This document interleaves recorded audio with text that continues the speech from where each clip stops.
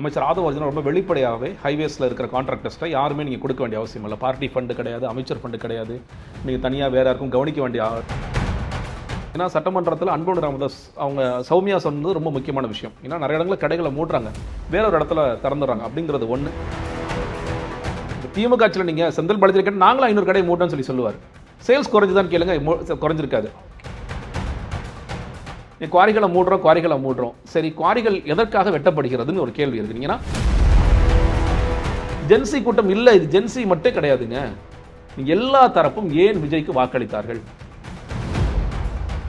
Hard disk காணா போய் 2 வாரம் கழித்து தான் அமைச்சர் வெளியே சொல்றார். ஆர்டிஓ ஆஃபீஸர்ஸ்ல உண்மையில லஞ்சம் குறைஞ்சிருச்சா? ஏன்னா நீங்க 2 துறை ரொம்ப பிரதானமா பார்க்கலாம். பத்திரப்பதிவு துறை திட்டத்தில் இன்னொரு விமர்சனம் வைக்கப்படுறது, இதற்காக புதுசா ஆட்கள் எடுக்கிறாங்க, புதுசா ஒரு இலாக்காவை கொடுக்குறாங்க. அது வயதுப்புள் நேயர்களுக்கு வணக்கம். நான் பவித்ரா சேவியர். இன்றைய நேர்காணலில் நம்மோடு இணைந்திருக்கிறார் அரசியல் விமர்சகர் ஜெகதீஸ்வரன் அவர்கள். வாங்க அவர்கிட்ட பேசலாம். வணக்கம் சார். சார், களம் ரொம்ப பரபரப்பாக போயிட்டு இருக்கு. விஜய் அவர்களுடைய முதலமைச்சர் அப்படிங்கிறதுல ஆட்சி நடந்துட்டு இருக்கு. பல்வேறு விமர்சனங்களை தொடர்ந்து வச்சுட்டே இருக்காங்க. இப்போ ரீசெண்டாக கூட மேயர் பிரியாக்கும் எம்எல்ஏவா இருக்கக்கூடிய பல்லவிக்கும் ஒரு பிரச்சனை இருந்துச்சு. ஒருத்தர் ஒரு மேல பிரச்சனைகள் சொல்றது, இந்த புரோட்டோகால் விஷயங்கள்லாம் பத்தி பேசுறது அப்படிங்கிறது.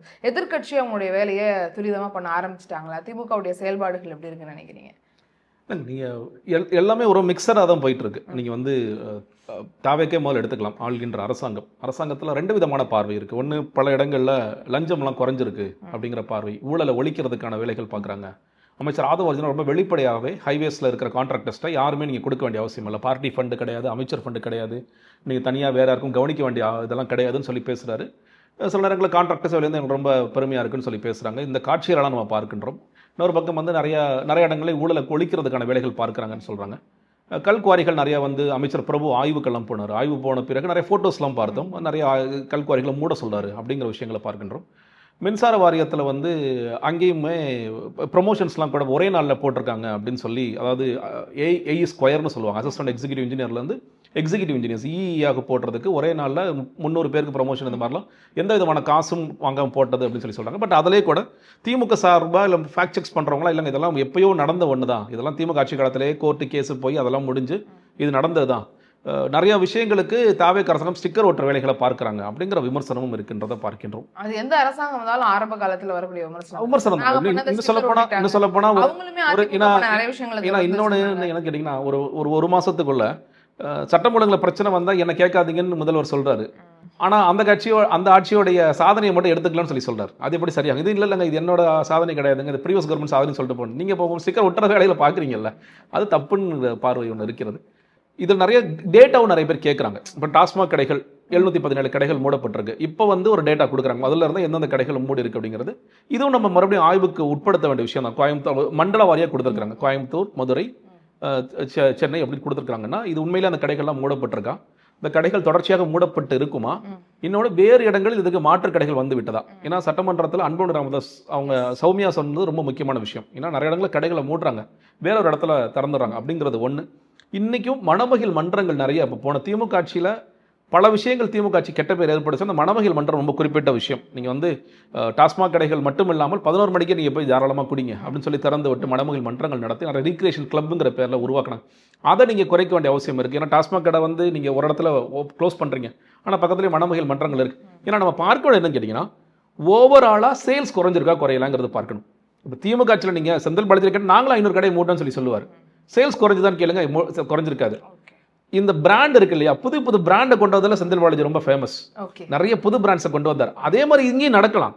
நீ புது பிராண்ட்ஸ் கொண்டு வர்றது, 2-3 கடை இருக்கு, 3 கடையில் ஆகாத சேல்ஸ் ஒரே கடையில் சேல்ஸ் பண்ணிட்டு போகலாம். குறைதாங்கிறத பாயிண்ட், அதான் கடை மூடுறாங்கிறது பாயிண்ட் இல்லை. பட் அதை வரவேற்க தான் செய்யணும். நீங்க ஏன்னா பொதுவாக நம்மள சொல்றேன் கேட்டீங்கன்னா, ஆக்சசிபிலிட்டியை குறைங்க. ஆக்சசிபிலிட்டி குறைக்க சில பேர் திரும்ப நினைக்கிறவங்க எனக்கு சில பேர் சொல்லுவாங்க, ஏன்ப்பா போற கடை பக்கத்துல இருக்குனே, நான் எந்திரிச்சு போனால் பக்கத்தில் ஒரு கடையை பார்த்துட்டேனே அப்படிங்கிறது இருக்காங்க. ஸோ அதிலலாம் நம்பர்ஸ் வேணும்னு பார்க்க வேண்டியது. இந்த குவாரிகள் மூடுறதுல இன்னைக்கு காலைல ஒரு செய்தி நான் பார்க்குறேன். எம்சாண்டோட விலை அதிகமாகுது, எம்சாண்டு கிடைக்க மாட்டேங்குது அப்படின்னு சொல்லி எம்சாண்ட் உரிமையாளர்கள் இப்போ இதுக்கு கனெக்ஷன் இருக்கு. குவாரிகளை மூடுறோம். சரி, குவாரிகள் எதற்காக வெட்டப்படுகிறதுன்னு ஒரு கேள்வி இருக்குங்கன்னா, ஒரு அளவு வரைக்கும் வெட்டுங்கன்னு கோர்ட்டு அனுமதி கொடுக்குது, அரசாங்கம் அனுமதி கொடுக்குது. ஸோ நீங்கள் வந்து குவாரிகள் வந்து ஒரு பக்கம் மூடப்படுகிறது அப்படின்னா நீங்கள் இன்றைக்கும் குவாரிகளுக்கான தேவை நிச்சயமாக இருக்கிறது. அதனால தான் அரசாங்கமே அனுமதி கொடுத்தா அந்த குவாரிகள்லாம் இயங்குதுங்கிற பார்க்குறோம். எம்சாண்ட் விலை ஏறுது அப்படின்னா அதற்கும் இதற்கும் கனெக்ஷன் இருக்குது. அப்போ அந்த பேலன்ஸ் பண்ணுறேன்னா ஒரு பக்கம் வந்து ரொம்ப புரட்சி பண்ணுறோன்னு ஒரு பார்வை ஒரு பக்கம் இருக்குது. நம்ம அந்த புரட்சினால இங்கே பாதிக்கப்படுற தரப்புன்னு ஒன்று ஆகிடும், திடீர்னு ஒன்று ஆகிடும். அதுக்கு நம்ம ரொம்ப கேர்ஃபுல்லாக பார்க்க வேண்டிய ஒரு அவசியம் இருக்குங்க பார்க்கின்ற. நான் அந்த லஞ்சம் ஒழிஞ்சிருக்காங்கிறதுல எனக்கு 2-3 கருத்துக்கள் நான் ப்ராக்டிக்கலாக பார்க்குறேன். நான் வந்து நிறைய ஆர்டிஓ ஆஃபீஸர்ஸோட நான் நிறைய டீல் பண்ணுறேன். ஆர்டிஓ ஆஃபீஸர்ஸில் உண்மையிலே லஞ்சம் குறைஞ்சிருச்சா? ஏன்னா நீங்கள் 2 துறை ரொம்ப பிரதானமாக பார்க்கலாம். பத்திரப்பதிவுத்துறை, பத்திரப்பதிவுத்துறை நீங்கள் போய் எந்த டாக்குமெண்ட் ரெஜிஸ்டர் பண்ணாலும் யாருக்கு பார்த்து கரெக்ட் பண்ணணுமோ கரெக்ட் பண்ணாதான் நீங்கள் எல்லாமே இன்றைக்கி இன்னும் சொல்லப்போனால் எல்லாமே கம்ப்யூட்டர்ஸ் ஆகிடுச்சுங்க. இதெல்லாம் ஆயிடுச்சு. ஆனால் அந்த பட்டன் அமுக்கணும்ல, அந்த காசு கொடுத்தா பட்டன் அமுக்குவார், இல்லாட்டி அமுக்க மாட்டார். அதான் சிக்கலிங்க. அப்போ இங்கே ஆர்டிஓலையும் பார்த்தீங்கன்னா எஃப்சி எடுக்கிறதுக்கு நீங்கள் வந்து பிரேக் இன்ஸ்பெக்டர் காசு கொடுக்கணும், ஆர்டிஓ காசு கொடுக்கணும், இந்த மாதிரி நிறைய வேலைகள் இருக்குது. அவங்க சர்க்கிளில் கொஞ்சம் விசாரிச்சு உண்மையிலே குறைஞ்சிருச்சாங்க சார். அதாவது என்ன நடக்குதுன்னா பயந்து நாங்களாம் வாங்குறோம். ஏன்னா ஆர்டிஓ டேரக்டாக டீல் பண்ண புரோக்கர்ஸ் நிறைய பேர் வச்சிருப்பாங்க. நாங்கள் பயந்து இன்னும் வாங்க தான் செய்கிறோம். அதெல்லாம் நாங்கள் வாங்கணும்னா இல்லை. ஏன் வாங்குறீங்க?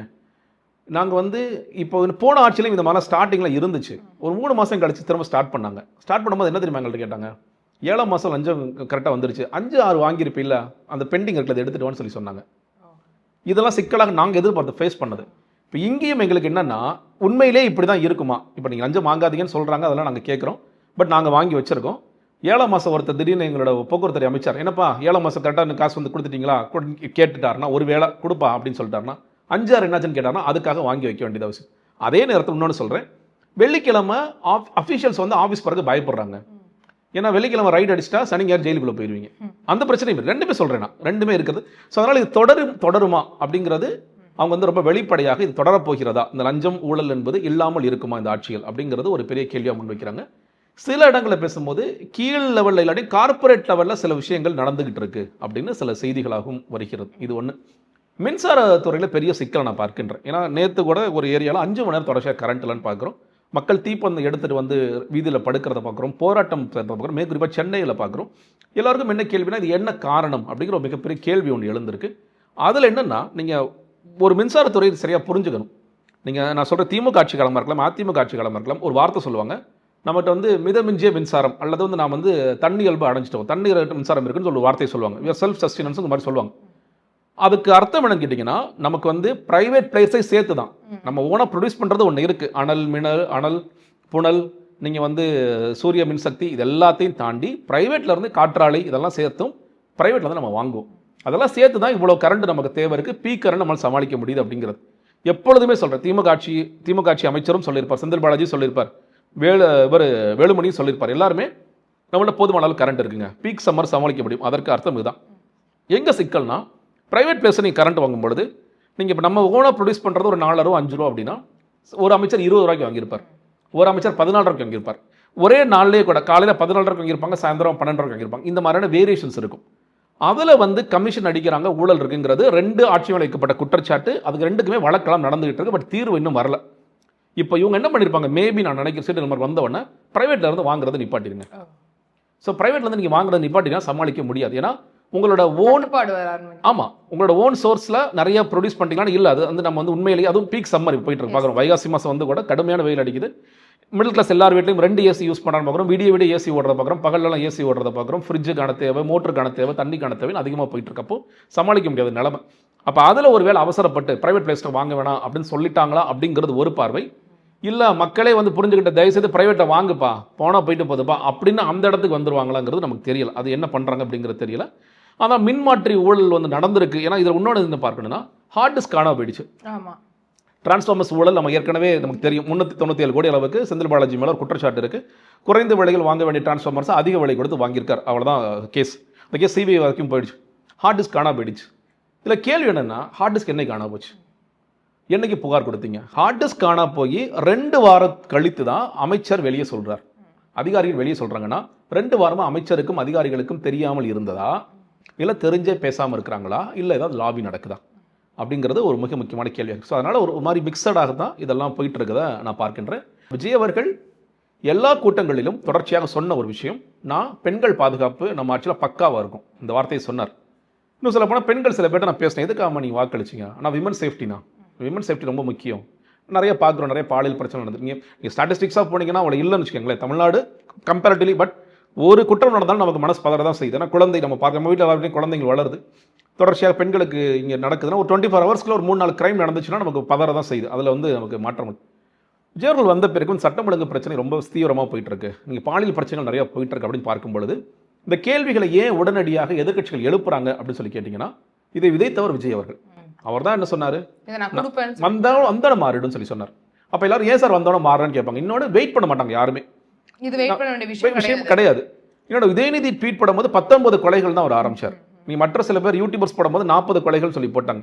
இரட்டை கொலைகள் பாலியல் எல்லாம் ரொம்ப பெருகின பிறகு ஒரு எல்லையை மீறி போன பிறகு நீங்கள் வந்து கோயம்புத்தூரில் நம்ம பார்த்தோம் ரொம்ப கொடுமையாக கோயம்புத்தூரில் நடக்குது. அடுத்த நாள் காலையில் மதுரை மீனாட்சியம்மன் கோயில் வாசல் ஒருத்தர் வச்சு வெட்டி கொள்றாங்க. புதுக்கோட்டையில் வந்து மாற்றுத்திறனாளி பெண் ஒருத்தருக்கு பாலியல் இது நடக்குது. அதே எங்கள் ஊர்லேயே வந்து இன்னொருத்தரை வெட்டி கொள்றாங்க. அப்படி தொடர்ச்சியாக எல்லா ஊர்களும் நடந்துகிட்டே இருக்குன்னு பார்க்கும்பொழுது ரொம்ப அதீதமாக போயிட்டு இருக்கு. இப்போ நீங்கள் என்ன பண்ணுறீங்க, ஏன்னா நீங்கள் போட்ட 2வது கையெழுத்து சிங்கப்பெண் படைக்காக போட்டீங்க, இன்னும் திறக்கல. அந்த ஃபங்க்ஷன் வரும்பொழுது என்ன பண்ணுறீங்க, நீங்கள் ஒரு ப்ரையாரிட்டியில் பிரச்சனை இருக்குது. நீங்கள் வந்து அன்னைக்கு ஏன்னா அது விமர்சனமாக அந்த விமர்சனம் வரக்கூடாதுன்னா அது விஜய் அவர்கள் பேசணும். அட்லீஸ்ட் இல்லைப்பா நீங்கள் தேவையில்லாமல் யாரோ பொய் சொல்கிறாங்க, அன்னைக்கு இந்த பிளானே கிடையாது, எனக்கு பிளான் வந்து ஆக்சுவலி ஜெகதீஷ் வீட்டுக்கு போகிறது அந்த பிளானே கிடையாது, ஏதோ மாற்றிட்டோம், ஏதோ ஒன்று சொல்லணும், அது நீங்கள் செய்யலை அப்படிங்கிறது ஒரு சிக்கல். இல்லை அதை ஏன் அன்னைக்கு செய்யலை, நான் டிஜிபி இன்னும் வரல, இல்லை ஏதோ இன்னும் நான் நிறைய வேலைகள் இருக்குது, ஏதாவது ஒன்று சொல்லணும்ல, அது சொல்லாமல் 2 ஃபோட்டோ வருது. ஒரு பக்கம் ஜெகதீஷ் வீட்டுக்கு ஒரு பட்டு வேட்டை சட்டை கட்டிட்டு போறாரு எங்கள் தலைவர் பாருன்னு, அது ஃபயர் விடுற குரூப் ஒரு பக்கம். இன்னொரு பக்கம் சிங்கப்பெண் படைக்கான திறப்பு விழா இன்னைக்கு வந்து லான்ச் பண்ண வேண்டிய நிகழ்வு ரத்து செய்யப்படுகிறதுங்கிற செய்தி வருது.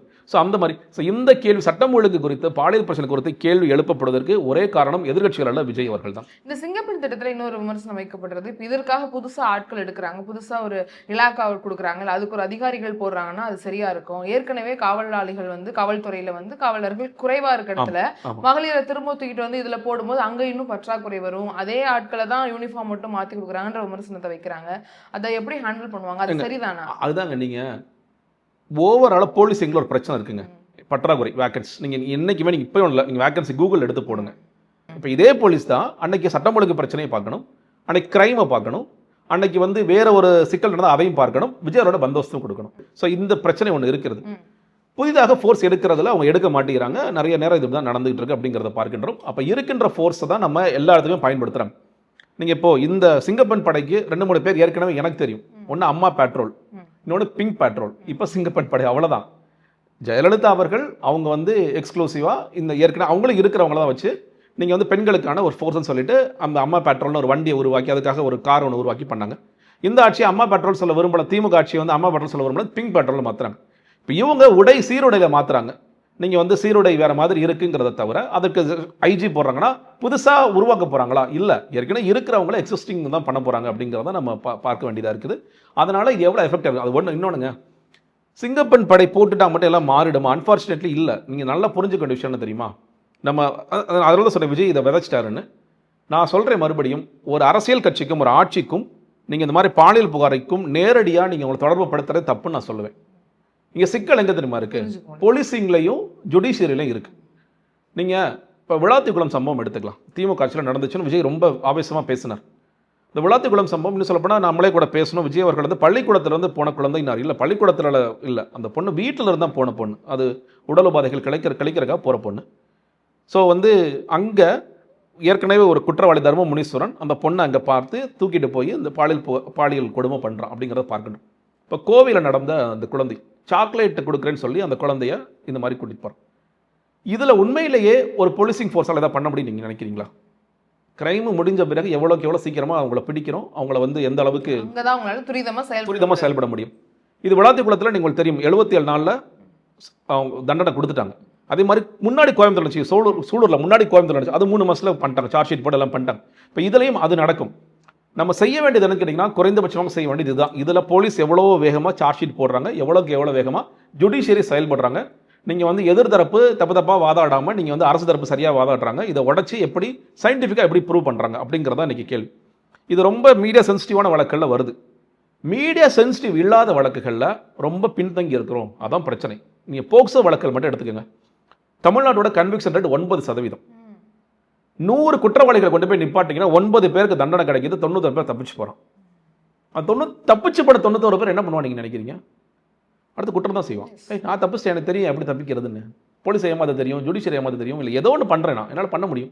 இல்லை, தர்மமுனீஸ்வரன் யாருங்க? ஏற்கனவே அவன் குற்றவாளி, அவன் ஆயுள் தண்டனை பெற்ற குற்றவாளி, வெளியே சுற்றிட்டு அவன் என்ன ஏற்கனவே நான் ஜெயிலில் தான் இருக்கேன், இந்த குழந்தையை நான் வந்து பண்ணுறதுனால என்ன ஆகிட போகுது, கூடுதலாக அதே ஜெயிலில் தானே இருக்க போகிறேன், என்ன தூக்கில் போட போறியா நீ, அதானே அவன் நினைக்கிறான். நான் என்ன சொல்கிறேன், பாக்ஸோ வழக்கில் ஒரு 6 மாதத்துக்குள்ளே அந்த இன்சிடென்ட்டுக்கு முடிச்சு இந்த குழந்தைக்கு ஒரு நீதி வாங்கி கொடுத்து அதை எப்படி மறக்கடிக்க வைக்கணும், சைக்காட்ரிக் ட்ரீட்மெண்ட்டில் அந்த குழந்தை எப்படி வெளியே கொண்டு வரணுங்கிறத நம்ம யோசிக்கணுமே தவிர, இப்போ அந்த பாக்ஸோ வழக்கு எத்தனை வருஷமாக நடக்குது, 7 வருஷமாக நடக்குதுப்பா. விவாகரத்து வழக்கு எத்தனை வருஷமாக நடக்குது, 10 வருஷமாக நடக்குதுப்பா. 28 வயசில் விவாகரத்து வழக்குக்கு ஒருத்தன் பொண்ணு போகிறாங்க, ஒரு பையன் போகிறாரு, 10 வருஷம் கழிச்சு அவர் ரீமேரேஜ் போகலாம், அடுத்த லைஃப் போகலான்னு சொல்லிட்டு போகிறாங்க. நீ 38 வயசில் கொடுத்தீங்கன்னா அவங்க அப்புறம் என்ன லைஃப் இருக்குது?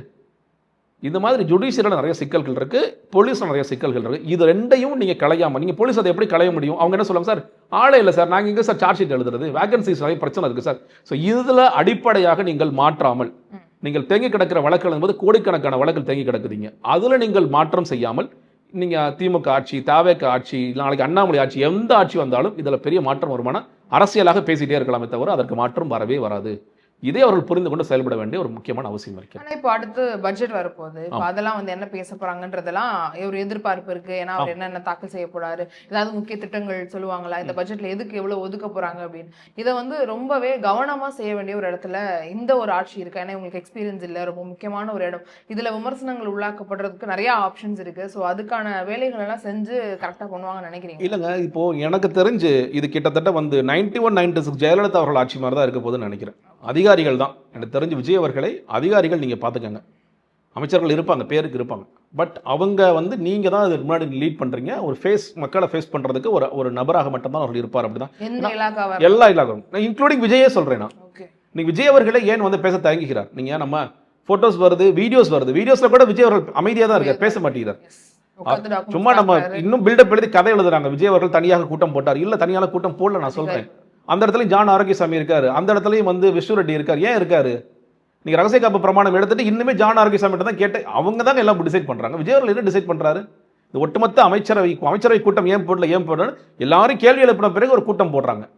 நீங்க அமைச்சரவை கூட்டம் உண்மையில அது கூடி முடிவெடுத்ததா, இல்ல ஜான் ஆரோக்கியசாமியும் விஷ்ணு ரெட்டியும் ஆதவர்ஜனும் சேர்ந்து என்னென்ன பண்ணாலும் அவங்க முடிவு எடுக்கிறாங்களா? இன்னுமே விஜய் சொன்ன நோ பவர் சென்டர்ஸ்னாரு. நான் சொல்கிறேன், ஆதவர்ஜன் ஒரு பவர் சென்டர், புஷியானந்த் அவர்கள் ஒரு பவர் சென்டர், ஜான் ஆரோக்கியசாமி ஒரு பவர் சென்டர், விஷ்ணு ரெட்டி ஒரு பவர் சென்டர், ஜெகதீஷ் ஒரு பவர் சென்டர். இன்னைக்கு ஜெகதீஷை பார்த்தா என்ன காரியத்தை முடிக்கலாம், ஆதவர்ஜனா பார்த்தா என்ன காரியத்தை முடிக்கலாம்? நீங்க ஒன்றும் இல்லை, சிம்பிளா நான் சொல்றேன், அவர் முடிவு எடுக்கிறது இல்லையா? முதலமைச்சர் விஜய் அவர்களுடைய தனிப்பட்ட முடிவா எதுவுமே இல்லைங்க. அதான் சொல்றேன், என்ன இருக்குன்னு நான் சொல்றேன். எந்த முடிவுகள் அவர் எடுக்கிறார்? நீங்க எல்லாமே நீங்க மீடியாவை யார் ஃபுல் அண்ட் ஃபுல் பார்க்குறா? ஆதவர்ஜன் நான் பார்த்துக்கிறேன் சார், நீங்க ஒன்றும் கவலைப்படாதீங்க, ரைட். கட்சி விஷயங்களை யார் பார்க்குறா? புஷியானந்த் அவர்கள் பார்க்கின்றார். விஜய் அவர்கள் டெய்லி ஆஃபீஸ் வராரு போறாரு, நீங்கள் அதில் நீங்கள் ஓகே ரைட், ரொம்ப சிம்பிளாக இருக்காரு, வர்றாரு, அவரே சாப்பாடு எடுத்து, அதெல்லாம் ஓகே ரைட், சிம்பிளாக இருக்குது, மக்கள் பிடிச்சிருக்கு, அதெல்லாம் ஓகே. பட் இவர் எப்படி தன்னை வெளிப்படுத்தினாதானே தெரியும். நீங்கள் ப்ரெஸ்ஸை பார்க்கல இந்த குற்றச்சாட்டு வைக்கிறாங்க. நான் சொல்கிறேன், உங்களுக்கு ப்ரெஸ் மேலே கோபம் இருக்குது, எல்லாரும் சொல்கிற மாதிரி ப்ரெஸ்ஸு ஒரு சார்போடு செயல்படுறாங்க, அவர் வந்து அந்த கட்சிக்கு செயல்படுறாரு, இந்த கட்சி. நான் சொல்கிறேன், கேள்வியே எடுக்காதீங்க சார், ப்ரெஸ்ஸை பார்த்து ஒன்வே கம்யூனிகேட் பண்ணுங்க. இதெல்லாம் இந்த ஆட்சியில் நடந்துகிட்டு இருக்குன்னு சொல்லுங்கள். நீங்கள் திருச்சியில் போய் நீங்கள் ஒன்றும் இல்லை, திருச்சியில் போய் ஒன்று பேசுகிறீங்கல்ல, நீங்கள் அதிலே கூட பாருங்கள். நீங்கள் இன்னுமே சொல்கிறேன், நான் உண்மையிலே டிவி பார்த்துட்டு இருக்கேன். அப்போ என்னோட ஆஃபீஸில் ஒரு அட்மின் ஸ்டாஃப் ஒருத்தர் பார்த்துட்டு இருக்காங்க. ஏன் சார் பழைய வீடியோ பார்க்குறீங்கன்னு என்கிட்ட கேட்டாங்க. இல்லைம்மா பழைய வீடியோ இல்லைம்மா, அது புது வீடியோ தான், இப்போ தான் ஃப்ரெஷ்ஷாக பேசி. இல்லை சார், முன்னாடி பேசுறதே பேசிகிட்டு இருக்கார் சார் அவர், அதான் ஏன் பேசுகிறாரு எனக்கு தெரியல, நான் பேசிகிட்டு இருக்கேன். நீங்கள் மறுபடியும் திமுக குற்றம் சொல்லி உங்கள்கிட்ட கேட்கப்பட்ட கேள்வி சட்டம் ஒழுங்குக்கு நீங்கள் திமுக மேலே போய் நீங்கள் கதை எழுத முடியாது. நீங்கள் திமுக அதிமுக சேர்ந்து ஆட்சி அமைக்க முயற்சி பண்ணாங்க, 5 நாள் பெரிய கலைபரங்கள் நடந்தது, அதெல்லாம் சொல்லுங்கள். நான் அந்த ஆட்சியில் என்ன செய்ய போகிறேங்கிறத சொல்லுங்கள், மக்களுக்காக நான் வந்திருக்கேன்னு சொல்லுங்கள். நன்றி அறிவிப்பு கூட்டம்னு சொல்லிட்டு நீங்கள் அங்கே போய் தூந்து போன சக்தி, தூர சக்தி, தீர சக்தி இப்பெல்லாம் பேசிட்டு இருந்தீங்கன்னா இன்னும் சார் எலெக்ஷன் மோடில் இன்னும் இருக்காரு. தேர்தல் கொஞ்சம் பேசுறாருன்னு எடுத்துக்கலாம்ல சார். இடைத்தேர்தல் வருது, திருச்சியில தான் நடக்க போகுது, அதுக்கு ஒரு பிரச்சாரம் தேவை. அதுக்கப்புறம் அதை இப்பவே அவர் போட்டு வைக்கிறாரு, அங்க இருக்க மக்களுக்கு ஒரு. நான் சொல்லல, அப்ப நீங்க எப்பயுமே தேர்தல் மோட்ல தான் இருப்பீங்களா? அப்ப இடைத்தேர்தல் முடிஞ்சோன்னா அடுத்த உள்ளாட்சி தேர்தல் வரப்போகுது. ஆதவர்ஜன் அடுத்த ஒரு பெரிய சவால் விட்டாரு, 25 மேயர்ல ஒரு மேயர் ஜெயிச்சு காமிச்சிருக்கேன்னு அவர் சவால் விட்டுறாரு. அதுக்கு அவருக்கு பதில இவர் மீசை அவர் எனக்கு தெரிஞ்சு மீசை தான் எடுக்கணும். ஏங்க ஒரு ஆட்சி வந்த பிறகு 25ல ஒண்ணு கூட தேவைக்கு ஜெயிக்காது. அரசு பாரதி தெரிஞ்சுதான் பேசுறாரா இல்ல இன்னுமே உங்களுக்கு தெரியலையாங்கிறது நமக்கு தெரியல. அப்ப இவங்க சொல்லிட்டாங்கன்றதுக்காக ஒரு கவுண்டர் தொடர்ச்சியா வந்து நீங்க தேர்தல் மூடலே இருக்க முடியாதுல்ல. மக்கள்கிட்ட எதிர்பார்ப்பு இருக்கு. நீங்க ஒண்ணும் இல்லை, நீங்க ரொம்ப சிம்பிளா மின்வெட்டு பிரச்சனை, சட்டம் ஒழுங்கு பிரச்சனை, இந்த மாதிரியான பிரச்சனைகளை மக்கள் நேரடியாக பாதிக்கப்பட்ட விஷயமாக இருக்கிறேன். ஒரு பொண்ணு வீடியோ போடுது, அண்ணா உனக்கு தானே ஓட்டு போட்டு நைட்டு தூங்க முடியல, நான் என் பிள்ளையை கூட்டிட்டு ரெட் ஹில்ஸை சுத்திட்டு இருக்கேன், என்னன்னா நீங்க பண்றீங்கன்னு கேட்குதுல்ல அந்த பொண்ணு. நீங்க என்ன பதில் சொல்லுவீங்க? என்ன ஆச்சு, என்னப்பா சீரியல் நமக்கு என்னப்பா பிரச்சனை சொல்லுங்கப்பா, இவ்வளோ நாள் ஏன்னா திமுக ஆட்சி இருந்த வரைக்கும் கரண்ட் போகல இல்லைப்பா, இப்பயே கரண்ட் போகுது, அதை பதில் சொல்லுங்க, அப்படிதான் நீங்கள் கேட்கணும். அப்போ அந்த மாதிரியான சிக்கல்களை நீங்கள் தீர்ப்பீங்களா? அதை விட்டுட்டு நான் போய் மறுபடியும் எலெக்ஷன் மோடிலே இருப்பேன், தேர்தல் மோடிலே இருப்பேங்கிறது நிச்சயமாக சரி கிடையாது. இன்னொன்று, நீங்கள் பெரம்பூருக்கு இன்னும் ஒரு நன்றி சொல்லலை, நேராக திருச்சி கிழக்கு நீங்கள் சொல்கிற மாதிரி திருச்சி கிழக்கு போகிறோன்னா ஆப்வியஸ்லி எலெக்ஷன் தான் போகிறார். அப்போ அடுத்த வாரம் இங்கே பெருந்துறை போக போகிறீங்களா? அப்போ அடுத்த வாரம் மதுராந்தகம் போக போகிறீங்களா? அப்போ ஒவ்வொன்றா எங்கெல்லாம் இடைத்தேர்தல் வருதோ அங்கெல்லாம் தலைவர் போவாரா? அப்போ அங்கே தான் போவாரா? அவர் என்ன சொன்னார், ஜெயிச்சவர் உங்கள் வீட்டு எல்லாத்துக்கும் வரேன்னார்ல. பெரம்பூரில் முதல்ல வீட்டுக்கு போங்க சார், பெரம்பூரில் போய் கேளுங்க, எல்லாம் இப்போ கரண்ட் கரெக்டாக இருக்கா, உங்களுக்கு என்ன அடிப்படை பிரச்சனைகள்லாம் தீர்ந்துருச்சா, என்னென்ன பிரச்சனை இருக்குன்னு கேளுங்க, அங்கே டீம் போட்டு ஒர்க் பண்ணுங்கள். அதெல்லாம் நீங்கள் செய்யணும்ல, அதெல்லாம் செய்ய வேண்டிய அவசியம் இருக்கிறது. அது ஒன்று. இன்னொன்று, நீங்கள் கேட்ட மாதிரி இப்போ எதிர்கட்சிகள் இப்போ மிக குறிப்பாக திமுகவில் இன்னுமே அவர்களுக்கு ஏன் தோற்றோங்கிறதுல பெரிய குழப்பம் இருக்கிறத பார்க்கணும். தெளிவில்லை, நிச்சயமாக தெளிவில்லை. நீங்கள் மறுபடியும் இன்ஸ்டாகிராம் சோஷியல் மீடியா விட்டு தயவு செய்து வெளியே வாங்க தான் நான் சொல்லுவேன். அவங்க இப்பதான் சென்சி மீட்லாம் போடுறாங்க, திரும்பவும் நாங்களும் தாவேக்காக ரொம்ப சிம்பிளா ஒன்று சொல்றேங்க. ஜென்சி இளைஞர்கள் 100% வாக்களிச்சிருந்தா 30% வருமா? நான் கேட்குறேன், விஜய் அவர்கள் 30% எடுத்திருக்காரா இல்லையா? தாவேக்கா 30% எடுத்துருச்சு. ஜென்சி இளைஞர்கள் மட்டும் வாக்களிச்சா 30% வருமா? ஏங்க நானும் அப்படி தாங்க பேசினேன். முதல்ல நான் ஃபர்ஸ்ட் ஆரம்பத்தில் நான் சொல்றேன், எல்லாரும் ஓட்டு போடுவாங்க, பெர்சன்டேஜ் நான் ரொம்ப குறைச்சி நான் மதிப்பிட்டேன். 12% அப்புறம் 15 வரைக்கும் வந்தேன். இவ்வளவு பெர்சன்டேஜ் வந்து டீசென்ட்டா இருக்கு சார். நான் அடுத்து ரொம்ப கம்மியா மத்தவங்க எல்லாம் மதிப்பிட்டு இருந்தாங்க. ஆமாமா, நானா எப்பவுமே கூட்டம் வந்து கன்வெர்ட் ஆகும்னு சொல்லி சொன்னேன். அவங்கள கன்வெர்ட் ஆகும்னு சொன்னாங்க, கூட்டம் கன்வெர்ட் ஆகும்னு சொல்லி நான் சொன்னேன். பட் நான் அந்த பெர்சன்டேஜ் குறைச்சேனே நான் ரொம்ப ஃபீல் பண்றேன். ஐயோ நம்ம சரியா கணிக்கலே நான் ஃபீல் பண்றேன். ஆனா நீ 35% வந்துருச்சுன்னா அதுக்கு ரொம்ப சிம்பிளா 30 வயசு ஆள் ஓட்டு போட்டிருக்காரு, 40 வயசு பெண்மணி ஓட்டு போட்டிருக்காங்க, 50 வயசு அம்மா ஓட்டு போட்டிருக்காங்க, 60 வயசு பாட்டி ஓட்டு போட்டிருக்காங்க, 70 வயசு பாட்டி ஓட்டு போட்டிருக்காங்க. அதை புரிஞ்சுக்கங்க. அப்ப என்ன அடுத்த பாட்டிகளுக்கு தனியாக ஒரு கூட்டம் போடுவீங்களா? தாத்தாக்களுக்கு கூட்டம் போடுவீங்களா? நீங்க ஜென்சி கூட்டம் இல்லை, இது ஜென்சி மட்டும் கிடையாதுங்க. நீங்க எல்லா தரப்பும் ஏன் விஜய்க்கு வாக்களித்தார்கள்? நீங்க முதல்ல செய்ய வேண்டிய என்ன தெரியுமா? உங்கள்கிட்ட ஒரு ஆணவம் இருக்குல்ல, அந்த ஆணவத்தை முதல்ல விட்டு ஒழிங்க. மக்கள் அறிவற்றவர்கள், மக்களுக்கு அறிவே இல்லை, தெரியாம ஓட்டு போட்டானுங்க. இன்னும் நான் எங்க ஆட்சி தான் நடக்குது, நாங்க தான் விட்டு கொடுத்தோம். நீ மக்கள் அதை விரும்புறதே இல்லை. அது சார் நீ ஜென்டலா இருக்கேன்னு சொல்லிட்டு நீ ஜென்டலா இருங்க சார் சொல்லி சொல்ல. நீங்க நாம் தோற்று விட்டோம், நாம் தோற்றதுக்கு முக்கியமான காரணங்கள் நான் முக ஸ்டாலின் என்ன சொன்னாரு, அதாவது ஜெயிச்சா கூட எந்த மாவட்ட செயலாளர் கம்மியான இடங்கள்ல வெற்றி பெற தோத்துருக்காரோ அவரை நான் தூக்குவேன்னு சொல்லி சொன்னார். நீங்க இன்னொரு இடத்துல சேகர் பாபு தூக்கி இருக்கணும்ல இல்லையா? உங்களே தோக்கடிச்சிட்டாரு அவர். ஃபர்ஸ்ட் வேலையா சேகர் பாபு தூக்கிட்டு நீங்க இந்த குழுவை போட்டு அமைச்சிங்கன்னு வச்சுக்கோங்களேன், எல்லா மாவட்ட செயலரும் பயந்துகிட்டு எல்லாரும் அப்பா பரவாயில்லப்பா நம்ம உண்மையை சொல்லலாம்ப்பான்னு சொல்லி சொல்லுவாங்க. நீங்க அதுவே செய்யல, உங்க பக்கத்துல தான் இன்னும் வச்சுக்கிறீங்க. அதுவே பெரிய சிக்கல்ல. நீங்க மாவட்ட செயலர் கூட்டம் போடுறீங்க, அந்த கூட்டத்துல வயசானவங்களா ஃபுல்லா இருக்காங்க, பெண்களை காணோம், இளைஞர்களை காணோம். நீங்க அந்த மாதிரி ஒரு பெரிய மாற்றத்தை நீங்க செய்ய வேண்டியது ஜென்சி கூட்டம் இல்லை. உங்களோட கட்சியே நீங்க அதற்கு உண்டான மொத்தம் ஜென்சி சொல்லலைன்னா அந்த அளவுக்கு பிரதிநிதி கொடுக்குறோம் நாங்க. 50 வயசு 40 வயசுல மாவட்ட செயலராக இருக்காரு, நான் பொறுப்புகள் கொடுத்துருக்கோம் நீங்க சொல்லணும். அதை செய்ய வேண்டிய அவசியம் இருக்குது. உதயநிதி இன்னும் நிறைய ஆக்டிவாக வேண்டிய அவசியம் இருக்கு. நீங்க அதாவது எதிர்கட்சி அரசியல் செய்யறது ஒண்ணுங்க, சொந்த கட்சியில் இன்னைக்கு எனக்கு இப்போ தாவேக்கால ஒன்றிய செயலர்கள் 113 பேர் போயிருக்காங்க. இந்த ரீசெண்ட் டைம் 113 பேர். நம்ம பெரிய அளவில் பேசுறோம். இப்போ எம்எல்ஏ முன்னாள் எம்எல்ஏ கருணாநிதி போயிட்டாரு, இன்னொரு எம்எல்ஏ போனாரு, இந்த அதிமுக கூட்டம் அவங்களும் போனாங்க. அதை விடுங்க, உங்களோட ஒன்றிய செயலர்கள் போடுறாங்கன்னா உங்களோட பேஸ் ஆட்டம் கண்டுட்டு இருக்கு. ஏன் போறான் நீங்க பாக்குறோம். நம்ம பூந்தமல்லியில ஒரு பெரிய கூட்டம் வருஷ கட்டி துண்டு போட்டுட்டு தாவேக்கு ஆயிரக்கணக்கான நபர்கள் போறாங்க. இல்ல இளைஞர்கள், இல்ல இளைஞர் முகம். அந்த இளைஞர் முகங்கள் ஏன் உங்களை விட்டு போகின்றன? ஏன் உங்களுக்கு ரெப்ரசன்டேஷன் நீங்க கொடுக்கலையா? அப்ப எங்க சிக்கல் ஏற்பட்டுச்சு அதெல்லாம் நீங்க சொல்லணும். அப்ப நீ போகாதப்பா, அவசரப்படாதப்பா, அவசரப்பட்டு போகாதப்பா, நான் பாத்துக்கிறேன். உதயநிதி அவர் தெரியும்ல போறாங்கிற தெரியும்ல, அப்ப வெயிட் பண்ணுங்க. நம்ம கட்சியில் பெரிய மாற்றம் ஏற்பட்டு கொஞ்சம் வெயிட் பண்ணுங்க. இல்லை அந்த மாற்றத்தை சீக்கிரமா செயல்படணும். நீங்க இன்னும் இளைஞரணி கூட்டம் எல்லாம் போட்டு நம்ம அடுத்து என்ன செய்ய போறோங்கிறத நீங்க விளக்கணும். இந்த தலைவர்கிட்ட பேசுறீங்க, நமக்கு நிறைய ரெப்ரசன்ட் கொடுக்க போறாரு, அதெல்லாம் நீங்க செய்யணும்ல. அதை நீங்க செய்யாம மறுபடியும் இன்ஸ்டாகிராம். நீங்க இன்னொன்னுங்க, அவங்களுக்கு இன்னுமே நான் ரொம்ப சிம்பிளா சொல்றேன், இந்த தோல்வி இந்த மக்கள் இந்த வாக்களித்ததற்கு நான் 2024 இருந்து நான் ஸ்டார்ட் பண்ணுவேன். நான் ஒரு அரசியல் கட்சி தலைவராக இருந்தா நீங்க 2024 திமுகவும் அதிமுக திராவிட கட்சிகள் எடுத்த ஓட்டு என்பது 47% தான். அப்பயே 53% வெளியே போச்சு. என்டிஏ 18% எடுத்தாங்க, சீமான் 8% எடுத்தாரு. ஒட்டுமொத்தமாக நீங்க மற்ற கூட்டணி கட்சியெல்லாம் எடுத்தாங்க. திமுக 27, 26, அதிமுக 21, 47% தான். ஸோ உங்களுக்கு ஆன்டி திராவிட ஓட்டுகள் 53% 2024 வெளியே போயிடுச்சு. 53%. ஆனா என்னாச்சு? ஏன் உங்க யோசிக்கல தெரியுமா? நம்ம 40 ஜெயிச்சிட்டோம், நம்ம ஏன் யோசிக்கணும்? ஒரு சரியான கட்சியாக இருந்தால் என்ன வச்சிருக்கணும், நம்ம ஜெயிச்சிட்டோம் அதெல்லாம் ஓரமாக வை, 7% திமுக விட்டு வெளியே போயிருக்கு. நான் 34 27 வந்திருக்கோம் நம்ம. அதுக்கு என்னையா காரணம்னு அன்னைக்கு திமுக தலைவர் ஸ்டாலின் அன்னைக்கே உட்காந்து யோசிச்சிருந்தாருன்னா, ஏன்னா மக்கள் அன்னைக்கு என்ன பண்ணிட்டாங்க, எக்ஸ்ப்ளோர் பண்ணி பார்த்துட்டாங்க. அவங்க என்ன இப்போ சில பேர் சொல்கிறாங்கல்ல, ஏன் யாருக்குப்பா ஓட்டு போட்ட விசிலுக்கு, யார் ஜெயிப்பான்னு நினச்சா திமுக, இதை பார்க்குறோமா? ஏன்னா 2020 அந்த எக்ஸ்ப்ளோர் பண்ணாங்க. நீ யாருக்கு ஓட்டு போட்ட, சீமானுக்கு, யாருப்பா அது திமுக தாங்க ஜெயிக்கும், அது ஜெயிச்சது, அது நடந்துச்சு. இப்போ என்ன ஆயிடுச்சு, இதே மாதிரி அந்த கூட்டம் பெருசாகும் பொழுது நீங்கள் சொல்கிற மாதிரி எல்லா தரப்புமே வந்து போடும் பொழுது அது வேற ஒரு கணக்கு. அது ஒன் ஆஃப் த ரீசன், அது மட்டும் ரீசன் கிடையாது, அது ஒரு காரணம். நீங்கள் வந்து அமைச்சரோட ஆணவ போக்கு, நிறைய போராட்டத்தை, மேடை பேச்சு, போராட்டத்தை வந்து இவங்க நடத்திய விதம், கொடுத்த திட்டங்களா, நீங்க வந்து இன்ஸ்டாகிராம் சொல்றாங்கல்ல, நீங்க இந்த இன்ஸ்டாகிராம்ல யாருமே இதை எடுத்து போட வேணாங்க. ஒரு பக்கம் தூய்மை பணியாளர்கள் கைது செய்யப்படுறாங்க, இந்த பக்கம் போய் கூலியா ஜெயிலரா, கூலியை போய் பார்க்குறாரு தலைவர், குடும்பத்தோட பார்க்குறாரு. சார் அதுக்கும் இதுக்கும் டிஸ்டன்ஸ் 1.5 கிலோமீட்டர் தான் சார், இங்கே உட்காந்து பண்ணிட்டு இருக்கீங்களே சார்ங்கிறத இதை வந்து தாவேக்கு இளைஞர் போட வேண்டிய அவசியம் இல்லை. சாமானிய மக்கள் பார்க்குறாங்க, 2 ஃபோட்டோ, என்னப்பா இந்த ஃபோட்டோ சூப்பர்யா, இப்படிதான் இருக்கணும் ஆச்சு, அப்படிதான் சொல்லுவாங்க. அப்போ உங்களோட தூய்மை பணியாளர்களை நான் நேரில் போய் பார்க்க மாட்டேன். அது மட்டும் இல்லாமல் உங்களை நைட்டாக குண்டு கட்டாக தூக்கி அரெஸ்ட் பண்ணுவேன். நான் செவிலியர்களை வந்து போலீஸு காலை வச்சு மிதிக்கும். நான் உங்களை வந்து அடிப்படை தேவைகள் பண்ண போகக்கூடாதுன்னு சொல்லி கிளாம்பக்கத்தில் போய் டாய்லெட்டை போட்டுவேன். போராடுகின்ற ஆசிரியர்கள் விஷம் குடித்து ஒருத்தர் சாகுற வரைக்கும் நான் பொறுத்துக்கிட்டு இருப்பேன். ஆசிரியர் போராட்டத்தை நான் கண்டுக்க மாட்டேன். கடைசி நேரத்தில் சார் ஓட்டு போயிடும் சார் சொன்ன உடனே நான் டிஏபிஎஸ்னு ஒன்று புதுசாக அறிவிப்பேன். இதெல்லாம் நீங்கள் செய்யாமல் நீங்கள் வந்து சரி, நான் சொல்கிறேன் 5 வருஷம் ஆசிரியர்கள் போராட விட்டீங்க, கடைசி நேரத்தில் டிஏபிஎஸ் கொடுத்தோன்னா சூப்பர்ப்பா ஸ்டாலின் ஓட்டு போட்டுற மாதிரி சொல்லுவாங்களா? ஏங்க உங்களுடைய அரசு ஊழியர்கள் ஆசிரியர்கள் உங்களை விட்டு போயிட்டாங்க, திமுக விட்டு காலமாக. கோர் ஓட் பேங்க் போனதே கிடையாது இல்லை, கலைஞர் ஆட்சி காலத்தில் போனதே கிடையாது இல்லை. இன்னும் சொல்ல போனால் ஜெயலலிதா அவர்கள் மேலே கோமா இருந்தவங்க. நீங்கள் வந்து அந்த திடீர்னு ஒரு ஏதோ சட்டம் கூட அரெஸ்ட் பண்ணாங்களே, எப்பவுமே திமுக தான் முன்னிலைன்னு வரும்.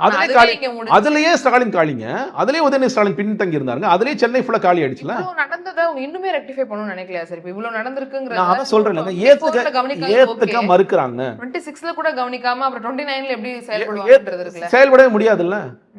ஏத்துக்கவே மறுக்கறாங்க, இன்னுமே அவங்க ஏத்துக்க மறுக்கறாங்க. நீங்க உட்கார்ந்து ரியால் ஆமா விஜய் முதலமைச்சர் ஆயிட்டாரு, நம்ம ஏற்றுக்கிட்டாலும் ஏற்றுக்கிட்ட விஜய் முதலமைச்சர் ஆகிட்டாருன்னு டெய்லி 10 வாட்டி இவங்கெல்லாம் திமுக மாதிரி சொல்ல ஆரம்பிக்கணும். ஏங்க பிடிச்சிருக்கு பிடிக்கலங்கிறக்கா ஒன்றும் பண்ண முடியாதுங்க. மக்களுடைய மேண்டேட் அது, நம்ம என்ன பண்ண முடியும்? மக்கள் மேண்டேட் கொடுத்துட்டாங்க. அவர் டெய்லி ஆஃபீஸ் போவார், சிஎம்மாக தான் இருக்கார் அவர். இந்த ஆட்சியை 3 மாதம் கூட தாங்காது. நான் சொல்கிறேன், இதே மாதிரி தான் ஒருத்தர் ஜோசி சொல்லிட்டே இருந்தார் தினகரன் அவர்கள். என்ன கடைசியாக ஏன் ஸ்லீப்பர் செல் இருக்கான் 5 வருஷம் 4 வருஷம் எடப்பாடி ஆட்சி நடந்ததா இல்லையா? இன்னைக்கு உங்களோட பொசிஷன் என்ன? இன்னைக்கு பாருங்க, நீங்க 5 வருஷம் நீடிக்காது, டக்கு டக்குன்னு முடிஞ்சிடும். நான் சொல்றேன் அவ்வளோலாம் வேண்டாம். 6 மாசத்துக்குள்ள இடைத்தேர்தல் நடக்க போதில்லை, 6 மாசம் 5 மாசம் நடக்க போதில்லை. இந்த 5 இடைத்தேர்தலில் திமுக எத்தனை ஜெயிக்குதுன்னு பார்க்கலாம். நீங்க அவ்வளோலாம் விடுங்க. நீங்க முதல்ல ஆட்சியை கவுக்கணும்னா ஆட்சியை கவுத்துட்டு ஒரு 6 மாசம் பிரசிடென்ட் ரோல் வந்தாலும் திரும்ப திமுக ஆட்சி வரணும்ல. அதற்கு இப்பயே நீங்க என்ன சொல்றீங்க, கடுமையான அதிருப்தி தாவக்க மேல வந்துருச்சுல்ல. அப்ப இப்ப அந்த 5 தொகுதி இடைத்தேர்தலில் திமுகவோ அதிமுகவோ ஜெயிக்கட்டும், நான் ஏற்றுக்கிறேன். ஓகே, மக்கள் உண்மையிலே அப்போ தப்பாக ஓட்டு போட்டு மக்கள் உணர்ந்துட்டாங்கப்பா, இன்ஸ்டாகிராம்லாம் போயிடுச்சுப்பா அப்படின்னு சொல்கிறேன். அது நடக்காதுல்ல. ஏங்க இன்னைக்கு இன்னொரு விஷயம், இப்போ அதிமுக வச்சு போயிட்டு இருக்கல சார். இப்போ அதிமுக வந்து எங்களுடைய தாய் கழகம்ங்கிற அளவுக்கு தாவேக்கா முழுவதும் அதிமுகல இருந்து வந்து சேர்ந்துட்டாங்க அப்படிங்கிறது. அதே மாதிரி அதிமுகல இருந்து இவர் திமுகவுக்கும் போய் சேர்றாங்கன்றதையும் பார்க்குறோம். அவங்களும் எதிர்கட்சியாக இருந்தாலும் எங்களை வந்து சேர்றதுனால நான் அவங்கள பாராட்டுறோன்னு பெருந்தன்மையை எடுத்துக்கிற மாதிரி எடுக்கிறாங்க. ஸோ இந்த மாதிரியான ஒரு விஷயம் வந்து இந்த தேர்தலில் நடக்கிறது புதுசாக இருக்கா? அதிமுகவுடைய நிலைமை அடுத்த தேர்தல் எப்படி இருக்கு? ரொம்ப மோசமாக இருக்குங்க. இன்ஃபேக்ட் வந்து அதிமுக இன்னும் மோசமான கட்சியாக மாறவில்லை. இது அன்பார்ச்சுனேட்லி அந்த ஜெயித்த சட்டமன்ற உறுப்பினர்கள் உணர மறந்துட்டாங்க. ஏங்க 1,35,00,000 வாக்காளர்கள் என்டிஏவுக்கு வாக்களிச்சிருக்காங்க. 1,04,00,000 வாக்காளர்கள் இரட்டை இலைக்கு வாக்களிச்சிருக்காங்க. 1 கோடி ஓட்டு, 1,04,00,000 பேர் ரெட்டை இலைக்கு மட்டும் வாக்களிச்சிருக்காங்க. 47 சட்டமன்ற உறுப்பினர்கள் அதிமுகங்கிற கட்சி கொடுத்துருக்காங்க. அது இல்லாமல் பாஜக 1 ஜெயிச்சிருக்கு, அதை பார்க்குறோம் நம்ம, பாமக ஜெயிச்சிருக்கு. அப்படி இருக்கும் பொழுது நீங்கள் ஜஸ்ட் லைக் தட் நம்ம கட்சி முடிஞ்சு போச்சு, அவ்வளோதான்ப்பா, நம்ம 8% ஆகிடுச்சுப்பா, இனிமேல் என்னப்பா கட்சி இருக்குங்கிற மாதிரி இந்த சட்டமன்ற உறுப்பினர்கள் அவசரமாக நீங்கள் வந்து அந்த சிவி சண்முகம், வேலுமணி இந்த தரப்பு செய்தது உண்மையில் அயோக்கியத்தனம். என்ன கேட்டால் உங்களுக்கு எடப்பாடி இருந்தாங்கன்னா இன்னும் கட்சியை வலுப்படுத்தி. ஆமாம், நீங்கள் உங்களுக்கு நான் சொல்கிறேன், நானும் சொல்கிறேன், எடப்பாடி மேலே எனக்கும் நிறைய அதிருப்தி இருக்குது, ஒட்டுமொத்த அதிமுக அதிருப்தி இருக்கலாம். நீங்கள் செய்திருக்க வேண்டிய வேலை என்னன்னு கேட்டிங்கன்னா, எடப்பாடி அவர்களை நீங்கள் பதவி விலகுங்க, நீங்கள் பொறுப்பேற்று பதவி விலகுங்க, வேறொரு புதிய தலைமை கொண்டு வருவோம், இல்லை கூட்ட தலைமை கொண்டு வருவோம், நம்ம கட்சியை சரி பண்ணுவோங்கிறதா உங்களோட பாயிண்ட் இருந்திருக்கணும். தவிர நான் விஜய் அவர்களுக்கு போய் ஃபோட்டோஸில் ஆதரவு கொடுக்குறேன். எடப்பாடி எதிர்ப்புங்கிறது விஜய் ஆதரவு எப்போ மாறுச்சு உங்களுக்கு? ஏன் மாறுச்சு? எங்களுக்கு என்ன பதவி சுகம் வேணும், எனக்கு வேலுமணிக்கு என் மேலே கேஸ் நடக்கக்கூடாது, சிவி சண்முகத்துக்கு என் மேலே கேஸ் நடக்கக்கூடாது, விஜயபாஸ்கருக்கு என் மேலே கேஸ் வரக்கூடாது, காமராஜுக்கு என் மேலே கேஸ் வரக்கூடாது, இந்த ஊழல் வழக்கிலிருந்து நாங்கள் காப்பாற்றி தப்பிச்சுக்கணும், டிவிஎஸ்சி எங்கள் மேலே பாயக்கூடாது. அதே நேரத்தில் அமைச்சர் பொறுப்பு வருதுனால அல்வா சாப்பிட்ற மாதிரி ஆஃபர் கொடுக்குறாருப்பா விஜய்.